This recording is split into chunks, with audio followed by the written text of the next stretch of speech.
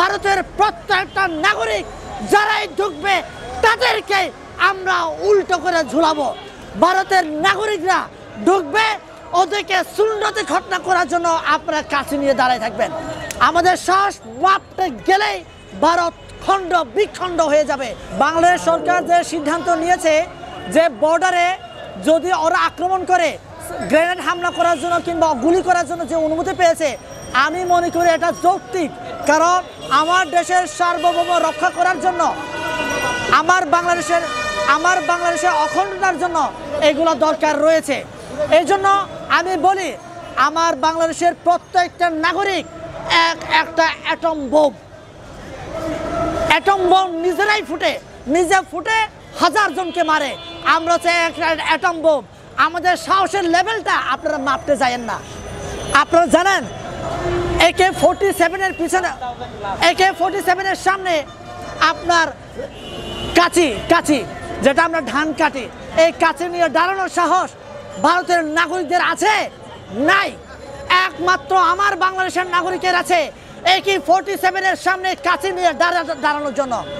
এই সাহসের মাপার জন্য পৃথিবীর ইতিহাসে স্কেল তৈরি হয় নাই, কোন বিজ্ঞানী স্কেল তৈরি করতে পারে নাই আমাদের সাহস মাপার জন্য। আমাদের সাহস মাপতে গেলেই ভারত খণ্ড বিখণ্ড হয়ে যাবে। আমার এই অঞ্চলে বর্ডারের সকল নাগরিকদেরকে আমি অনুরোধ করব, আপনারা প্রস্তুত থাকেন।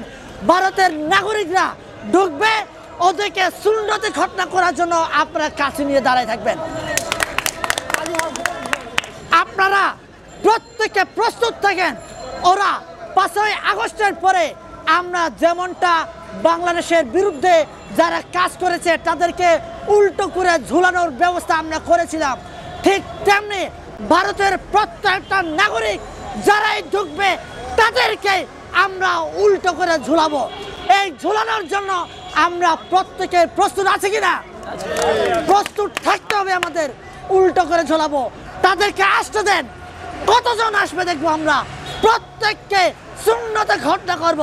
আমরা হিন্দু, বৌদ্ধ, খ্রিস্টান, মুসলমান, আমরা প্রত্যেকেই বাংলাদেশি। এই বাংলাদেশের চেতনা আমরা ধারণ করে বাংলাদেশের সার্বভৌম রক্ষা করার জন্য তোমাদেরকে আমরা শেষ করব। আমরা প্রয়োজনে বোম বেঁধে আমরা তোমাদেরকে আত্মহুতি দেব বাংলাদেশের সার্বভৌম রক্ষা করার জন্য। তারপরও বাংলাদেশের 1 ইঞ্চি মাটি তোমাদের জন্য ছাড় দিব না।